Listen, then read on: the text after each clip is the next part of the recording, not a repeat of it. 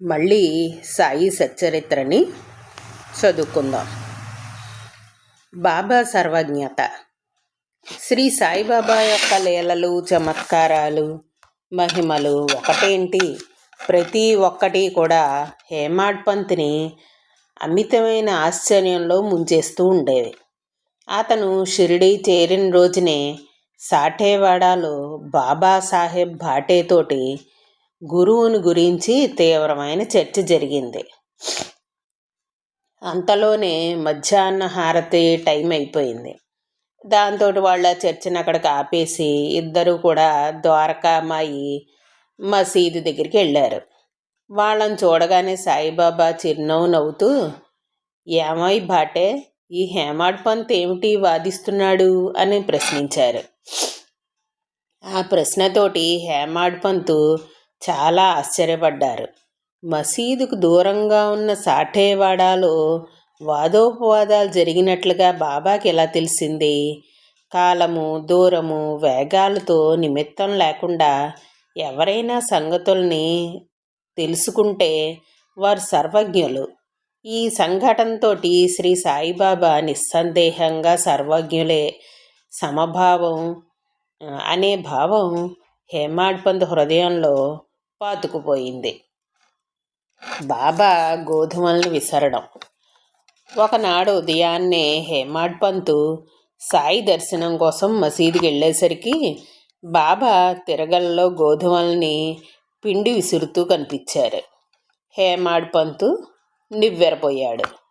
భిక్షాన్నంతో జీవించే సాయికి, వంటతో నిమిత్తం లేని సాయికి గోధుమ పిండి ఇసరాల్సిన అవసరం ఏంటో అతనికి అర్థం కాలేదు. అంతలోనే కొంతమంది మహిళలు అక్కడికి వచ్చి బాబాని తిరగల దగ్గర నుంచి పక్కకి తప్పుకోమన్నారు. శ్రీ సాయి లీలల్ని పల్లె పదాలుగా పాడుతూ వాళ్ళు ఆ గోధుమల్ని విసిరేశారు. తుదిగా బాబా, తల్లులారా, ఈ పిండిని తీసుకుపోయి ఈ గ్రామం సరిహద్దుల్లో చల్లేసి రండి అని చెప్పి ఆజ్ఞాపించారు. హేమాడ్ పంత్కి ఇది చాలా ఆశ్చర్యంగా తోచింది.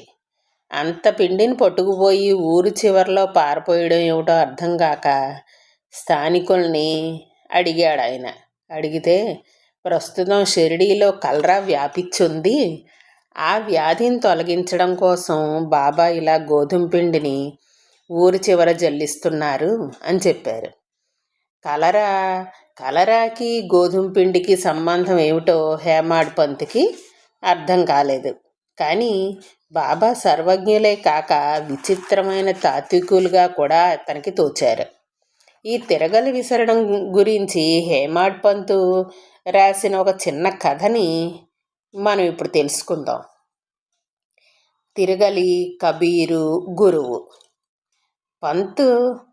సంత్ కబీర్ని, అతని గురువుని ఎటో పోతూ ఉంటే ఒక స్త్రీ తిరగల్లో ధాన్యం పోసి విసురుతూ కనిపించింది.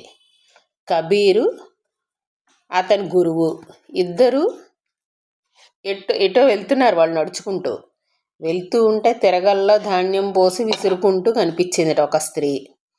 అప్పుడు కబీరు నిట్టూర్చి, గురుదేవా, కాలం అనే స్త్రీ చేత విసరబడుతున్న ఈ ప్రపంచం అనే తిరగల్లో నేను కూడా ధాన్యం వలె పిండిని అయిపోతాను కదా అని చెప్పి బాధపడ్డారు. అప్పుడు అతని గురువు నవ్వి, భయపడకు, పిడి రూపంలో ఉండే గురువుని నువ్వు గట్టిగా పట్టుకున్నావు అనుకో, నువ్వు రక్షించబడతావు అని ఓదార్చారట. అందుచేత, ఎందుకంటే పిడి దగ్గరున్న బియ్యం నలగవు కదా, అందుకని ఈ తిరగల్లో ఆ ధాన్యం అంతా పిండి అయిపోతాయి. కానీ తిరగలనే గురువుని పట్టుకుంటే మాత్రం ఆ బియ్యం పిండి అయిపోవు. అందుకని గురువుని గట్టిగా పట్టుకో అని చెప్పారు కబీర్ యొక్క గురువు. అందుచేత గురువే సర్వరక్షకుడు అని గుర్తించి మన అందరము కూడా మన సద్గురువైన శ్రీ సాయినాథుడి సత్కృపకి పాత్రులవుదాం. శ్రీ సాయి సచ్చరిత్ర నిత్యపారాయణ గ్రంథం 3వ రోజు పారాయణం సమాప్తం.